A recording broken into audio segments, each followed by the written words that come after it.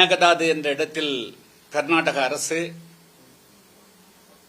என்ன செய்தும் ஒரு அணையை கட்டியே தீர்வோம் என்று முனைப்பு காட்டுவது குறித்தும் மற்றும் 2-3 முக்கியமான அம்சங்கள் குறித்து நாளை மறுதினம் தமிழகத்தில் உள்ள அனைத்து அரசியல் கட்சிகளுடைய ஆலோசனை கூட்டத்தை நடத்துவதற்கு புதிய தமிழகம் கட்சியின் சார்பாக முன்னெடுக்கப்பட்டு ஆகஸ்ட் மாதம் 1ஆம் தேதி, அதாவது நாளை மறுநாள் சனிக்கிழமை அன்று காலை 11 மணிக்கு சென்னை அக்காடு ஹோட்டலில் அனைத்து கட்சி கூட்டம் நடைபெறுகிறது. இந்த கூட்டத்தில் கலந்து கொள்வதற்கு தமிழகத்தில் கூடிய முக்கியமான அனைத்து அரசியல் கட்சிகளுக்கும் ஏறக்குறைய 42 அமைப்புகள், மாநில அரசியல் கட்சிகள், அதேபோல தேசிய அளவிலான கட்சிகள், அதேபோல விவசாய சங்கங்கள், சமூக நல ஆர்வலர்கள் என 42 அமைப்புகளுக்கு அழைப்பு கொடுத்திருக்கிறோம். இன்றும் அது தொடர்கிறது. ஏறக்குறைய 60 அமைப்புகள் கலந்து கொள்வதற்குண்டான சூழல் இருக்கிறது. பெரும்பாலானவர்கள் அனைத்து அரசியல் கட்சிகளுமே கலந்து கொள்வதற்கு ஒப்புதல் அளித்திருக்கிறார்கள். இதுகுறித்தும் நான் பேசவிருக்கிறேன். அடுத்தது, தமிழ்நாட்டில் பூரண மதுவிலக்கு அமல்படுத்தப்படும் என்று 2026 சட்டமன்ற தேர்தலுக்கு முன்பாக இன்று ஆட்சியில் இருக்கக்கூடிய விஜய் அவருடைய அரசு, அவருடைய கட்சியினர் செய்த பிரச்சாரத்தினுடைய அடிப்படையில் தான் பெரும்பாலும் பெண்கள் அவர்களுக்கு வாக்களித்தார்கள். எனவே தமிழகத்தில் பூரண மதுவிலக்கு அமல்படுத்தப்படும் என்பதுதான் எல்லோருடைய எதிர்பார்ப்பாக இருந்தது. அதனுடைய தொடக்கமாக ஆட்சிக்கு வந்த ஒரு 10 நாட்களிலேயே தமிழகத்தில் இருக்கக்கூடிய 4650 டாஸ்மாக் கடைகளில் கோவில்கள், கல்விக்கூடங்கள், அதேபோல பேருந்து நிலையங்களுக்கு அருகாமல் இருக்கக்கூடிய 717 கடைகள் மூடப்படும் என்று அறிவித்தார்கள். அந்த கடைகளையும் முழுமையாக மூடவில்லை. மூடினாலும் அதே இடத்திலே அல்லது அருகாமையில மணமகள் மன்றங்கள் என்ற பெயரில் 1க்கு 4 புதிய கடைகள் திறக்கப்பட்டது. எனவே அதிலும் ஏமாற்றம் மிஞ்சியது. இப்பொழுது வரக்கூடிய செய்திகள் அதைவிட மிகவும் ஆபத்தானதாக இருக்கிறது. தமிழ்நாட்டில் இருக்கக்கூடிய இந்த டாஸ்மாக் கடை நிறுவனத்தை இப்பொழுது அரசாங்கம் நடத்தி வருகிறது. அந்த நிறுவனம் தனியாக உருவாக்கப்பட்ட நிறுவனம் நடத்தி வருகிறது. அதனுடைய பெரும்பாலான வருவாய் அரசுக்கு போய் கொண்டிருக்கிறது. பொதுவாக மெல்ல மெல்ல தமிழ்நாட்டில் மதுவிலக்கு அமல்படுத்தப்பட வேண்டும் என்ற அந்த கோரிக்கையை அமல்படுத்துவதற்கு பதிலாக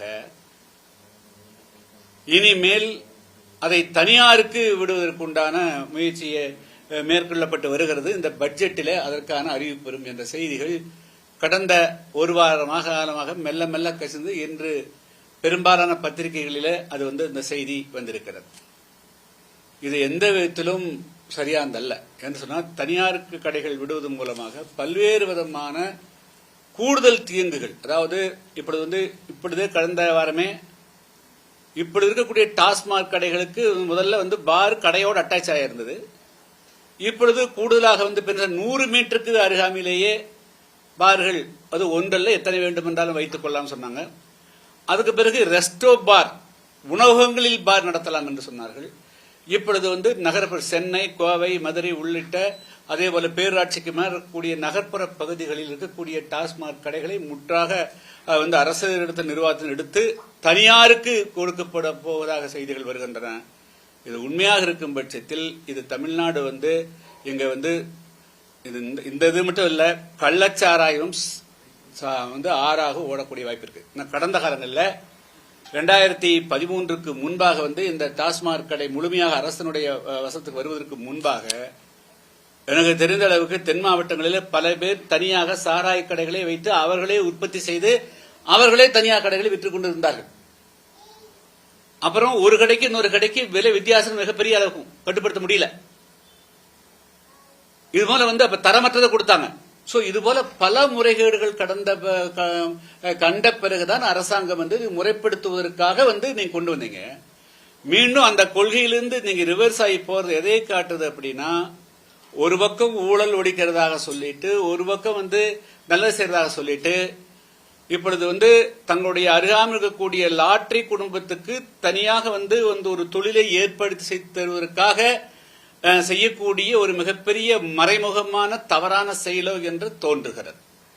ஏன்னா இது போயாச்சு அப்படின்னா ஒட்டுமொத்தமான அரசாங்கத்தினுடைய கடைகளை முழுமையாக ஏகபோகமாக ஒரு சிலர் மட்டுமே கைப்பற்றுவதற்கும், அதுக்கு பிறகு அந்த சில்லறை வியாபாரத்தை மற்றவர்களிடத்திலே கெஞ்சி கேட்டு அவர்கள் நடத்துவதற்குண்டான வாய்ப்புகள் அமையும். எனவே இதுக்குள்ள ஒரு மிகப்பெரிய சதி இருப்பதாக காண்கிறோம். இது மிகப்பெரிய தவறானது. இந்த மாதிரி டாஸ்மார்க் தமிழ்நாட்டில் பூரண மதுவிலக்கை அமல்படுத்தாமல் அதற்கு பிறகு தனியார் இடத்திலே கொடுத்து அதை நிரந்தரப்படுத்துவதற்கு உண்டான எந்த செயலையும் புதிய தமிழகம் ஏற்றுக்கொள்ளாது. அதுதான் நாங்க பூரண மதுவிலக்கை வலியுறுத்தி அக்டோபர் மாதம் 2ஆம் தேதி சென்னையில் பிரம்மாண்டமான வகையில பேரணி ஆர்ப்பாட்டத்தை வைத்திருக்கிறோம். அந்த முயற்சியை தமிழ்நாடு அரசு கைவிடணும். எந்த காரணத்தை கொண்டும் தனியாருக்கு விடக்கூடிய முயற்சியை ப்ரொசீட் பண்ணக்கூடாது அப்படிங்கிறது தான் என்னுடைய எச்சரிக்கை. அடுத்தது மிக முக்கியமாக இன்னொரு முக்கியமாக இப்ப அண்மையில கடந்த 2 நாட்களாக தமிழகத்தில் பேசக்கூடியது மருத்துவ படிப்பு, அதாவது எம்டி எம்எஸ்க்கு மேலாக இருக்கக்கூடிய சூப்பர் ஸ்பெஷாலிட்டி டிஎம் படிப்புகள், எம்சி படிப்புகளில் தமிழ்நாட்டிற்கு சென்று சேர வேண்டிய 151 இடங்களை தமிழ்நாடு அரசு மத்திய தொகுப்புக்கு தாரை வார்த்து விட்டது என்ற ஒரு மிகப்பெரிய ஒரு பிரச்சனை எழுதியிருக்கிறது. இதை பற்றி கொஞ்சம் நான் விரிவாக விளக்க விரும்புகிறேன். தமிழ்நாட்டில் இருக்கக்கூடிய அரசாங்க மருத்துவக் கல்லூரிகள், மருத்துவமனைகளில் இந்த சூப்பர் ஸ்பெஷாலிட்டி, அதாவது நரம்பியல், பிளாஸ்டிக், பீடியாட்ரிக் சர்ஜரி, அதுபோக கேஸ்ட்ரோஎன்ட்ராலஜி, அப்புறம் கிட்னி டிரான்ஸ்பிளான்டேஷன் பண்ணக்கூடிய எம்சிஹெச், இது போன்ற சூப்பர் ஸ்பெஷாலிட்டி, அதாவது உயர் சிறப்பு படிப்புகள், அது டிஎம் கார்டியாலஜி இருக்கும், டிஎம் நெஃப்ரோ இருக்கும், டிஎம் நியூரோ இருக்கும், இது போன்ற படிப்புகள், அதே போல MCh neuro, MCh plastic, MCh cardiothoracic, இது போன்ற படிப்புகளுடைய மொத்தமா தமிழ்நாட்டிற்குரிய அரசு மருத்துவக் கல்லூரிகளில் 422 சீட்டு மொத்தம். இதுக்கு முதல்ல என்னவா இருந்ததுன்னா 2017க்கு முன்பு வரையிலும் இந்த 422 இடங்களையும் மத்திய தொகுப்புக்கு சென்டர் போயிடும். நீட் எழுதி அதன் மூலமாகத்தான் தமிழ்நாட்டிற்கு கூடிய மாணவர்கள் தமிழ்நாட்டிற்கு கூடிய மருத்துவக் கல்லூரிக்கு வர முடியும்.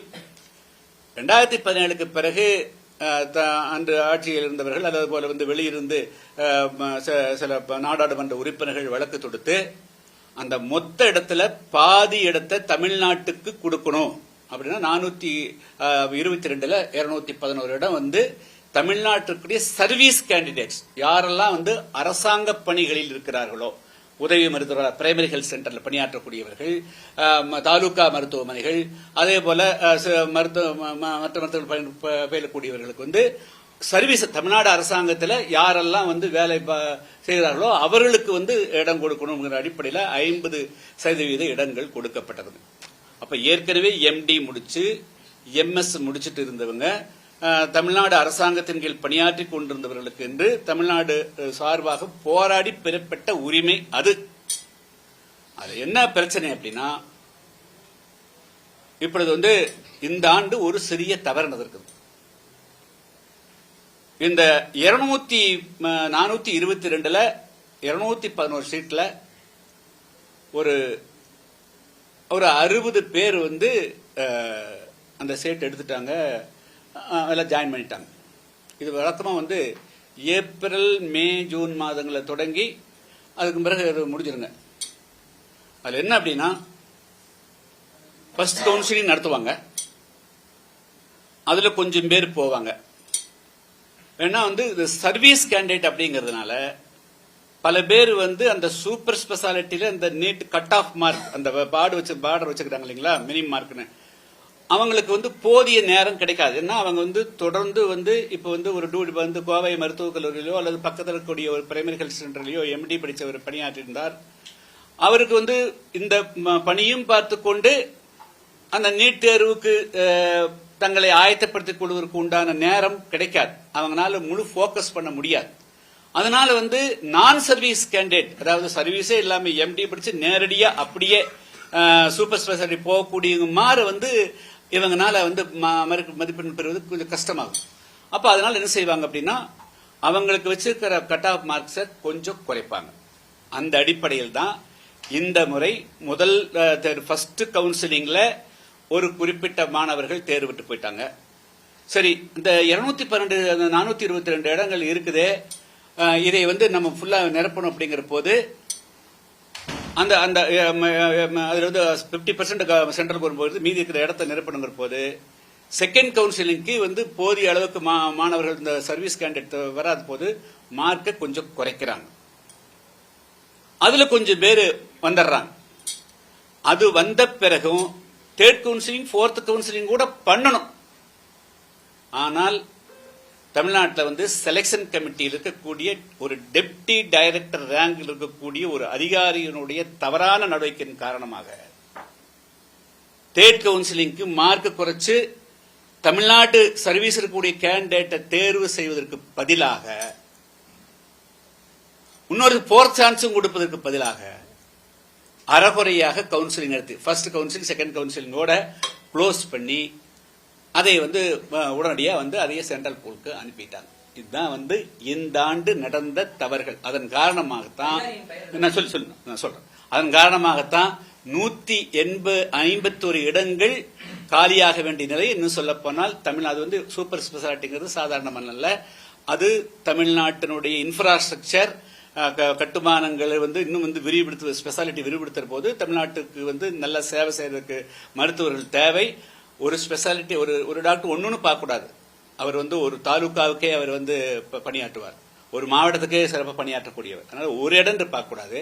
அது 181 கூட நிரப்ப முடியாவிட்டாலும் கூட அதுல ஒரு 70 இடமாவது நிரப்பியிருக்க முடியும், கொஞ்சம் டவுன் பண்ணியிருந்தாங்கன்னா. ஆனா அந்த தவிர செய்யறதுக்கு அங்க பணியாற்ற டெப்டி டைரக்டர் ஷீபா என்ற ஒரு அதிகாரி தான் அந்த பொறுப்புல இருந்ததாக வந்து சொல்லப்படுகிறது.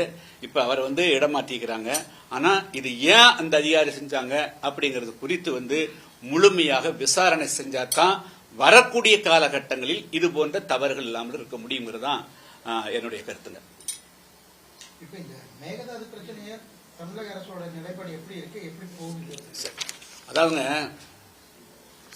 மேகதாது அணை வந்து மட்டுமல்ல, எந்த அணைகள் காவிரி ஆற்றினுடைய குறுக்கே காவிரி தொடங்கப்பட்டு காவிரி கர்நாடகத்துக்குள் வரக்கூடிய அந்த பாதையில் ஆகட்டும் சரி, ஏற்கனவே அணைக்கட்டுகளை தவிர அதே போல தமிழ்நாட்டில் ஓடக்கூடிய பகுதி எதாவது இருந்தாலும் சரி, காவிரி நதிநீர் மேலாண்மை வாரியம் அந்த உருவாக்கப்பட்ட பிறகு அதனுடைய தீர்ப்புக்கு பிறகு புதிய ஒரு சின்ன அணைக்கட்டுகள் கட்டுவது என்று சொன்னாலும் கூட அந்த எல்லா மாநிலங்களுடைய ஒப்புதலோடு தான் வந்து அணை கட்டணும். நதிநீர் மேலாண்மை வாரியத்தினுடைய ஒப்புதல் கண்டிப்பாக கிடைக்கணும். ஆனால் அதை பற்றி சிறிதும் கூட கவலைப்படாமல் அதுக்கு வந்து ஒப்புதலே இல்லாம கர்நாடகம் தொடர்ந்து அந்த முயற்சி எடுத்துக்கொண்டே இருக்கிறது. அச்சா, இதுக்கு வந்து ஒரு முழுமையான தீர்வு வேணும். தொடர்ந்து வந்து தமிழ்நாட்டு மக்களை எப்பொழுதுமே வந்து அவர்கள் வந்து அதிகமான மழை பெய்தால் சர்பிளஸ் வாட்டருக்கு மட்டும்தான் தமிழ்நாட்டுக்கு வருங்கிற அவன் நிலையை தொடர்ந்து வச்சிருக்கிறாங்க. நீங்க வந்து கடந்த 10 வருஷத்துல நீங்க வந்து காவிரி நதிநீர் வந்து எப்பெல்லாம் திறந்து விட்டுருக்காங்க பார்த்தா எவ்வளவு வந்திருக்குன்னு பார்த்தா நம்மளுக்கு வந்து மே மாதம் June July August distress period, அதுதான் மிக முக்கியமான காலகட்டங்கள். அந்த காலகட்டங்கள்ல கர்நாடக அரசு நமக்கு வந்து மே மாசத்துல 9.2 TMC தண்ணி திறந்து விட்டாங்களான்னா விடல, 2 தான் விட்டுருப்பாங்க, 2 தான் திறந்து விட்டுருப்பாங்க.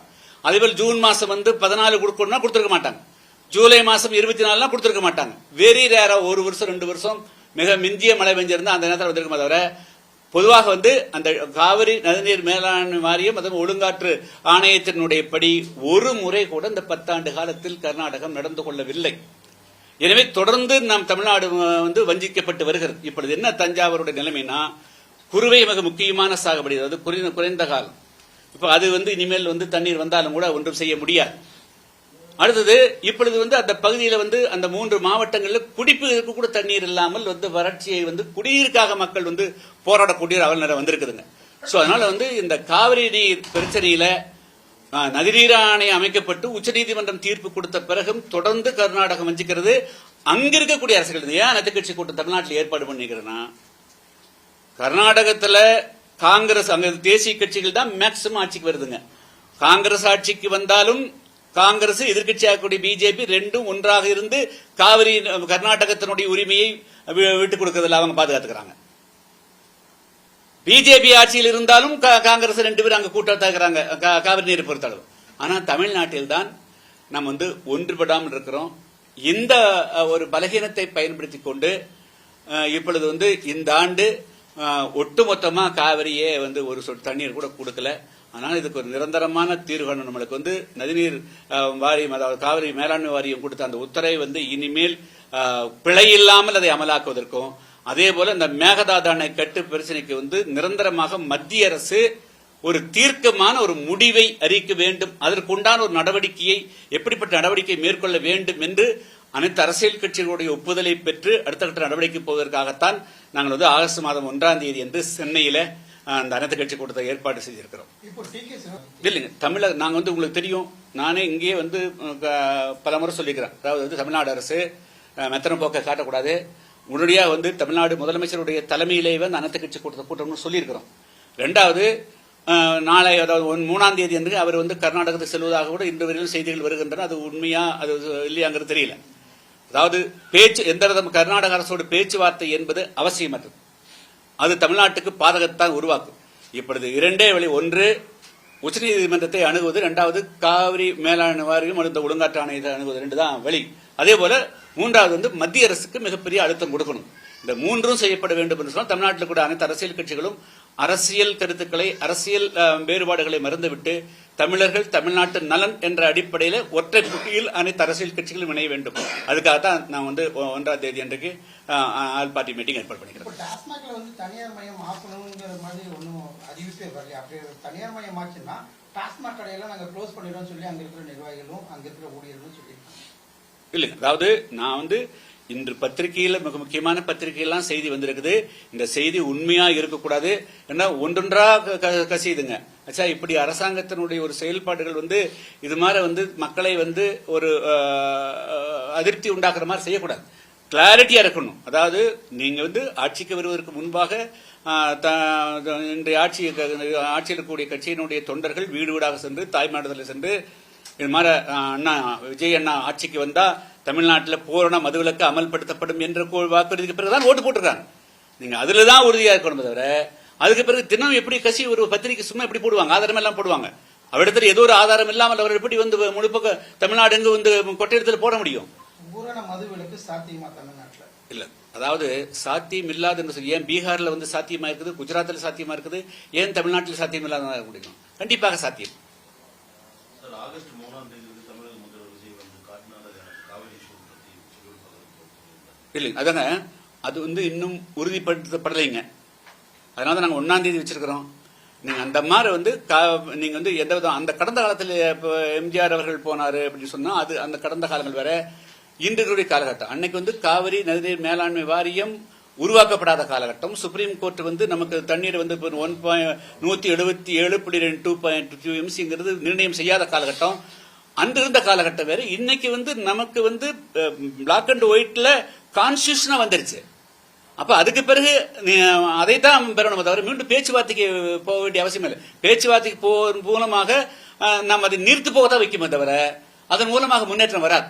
நமக்கு வந்து நம்முடைய பங்கு கிடைக்காது. நம்முடைய உரிமை நீர்த்து போய்விடும். அதனால வந்து தமிழ்நாடு முதலமைச்சர்கள் எந்த காரணத்தை கொண்டும் கர்நாடகத்திற்கு வந்து இந்த நேரத்தில் சென்று முதலமைச்சர் சந்திப்பது தவறாந்து, அதுக்கு மாறாக அனைத்து கட்சி கூட்டம் போட்டிருக்கிறோம். அந்த எல்லா அனைத்து கட்சி அழைப்பு கொடுத்து நாங்கள் கூட்டம் கூட கூட்டி முடிச்சிடுறோம். அதுக்கு பிறகு எல்லாத்தையும் அழைப்பு கொடுத்துட்டு முதலமைச்சருடைய தலைமையிலேயே பாரத பிரதமர்கள் சந்திக்க போலாம். அதுதான் நாங்க வந்து விரும்புறோம்.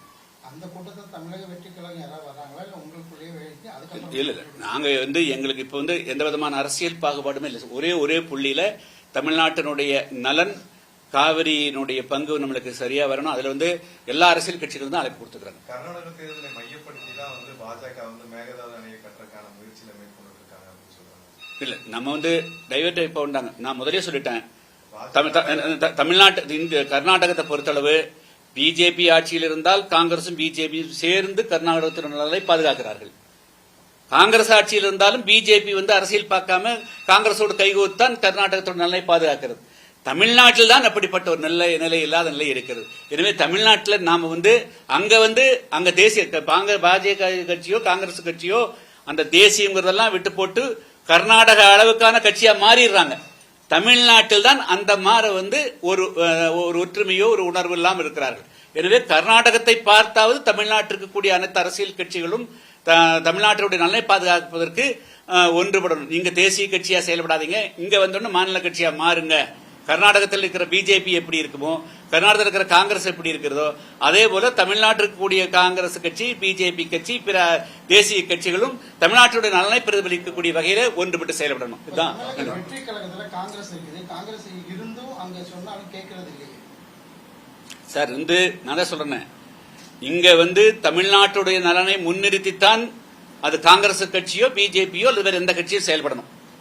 நீங்க வந்து தேசிய கட்சியா இருந்த இரட்டை வேடம் இருக்கக்கூடாது. காங்கிரஸ் கிட்டையும் இருக்கக்கூடாது, பிஜேபி கிட்டே இருக்கக்கூடாது. இரட்டை வேடத்தை வந்து காங்கிரஸும் தவிர்க்கணும், பிஜேபியும் தவிர்க்கணும். நீங்க முழுமையா தமிழ்நாட்டில் இருக்கக்கூடிய பாஜக முழு மூச்சோட தமிழ்நாட்டு பக்கம் காங்கிரஸ் இங்க இருக்க தமிழ்நாடு கூட்டணிக்காக இங்கொன்று அங்கொன்று பேசக்கூடாது. அவங்க களத்துக்கு வரணும். அவங்களுடைய பிரதிநிதிகளும் நாளை மறுநாள் நடக்கக்கூடிய ஆல் பார்ட்டி மீட்டிங்ல கலந்து அவனுடைய கருத்தை சொல்லணும். தமிழ்நாட்டோடு இணைந்து பயணிக்கணும்.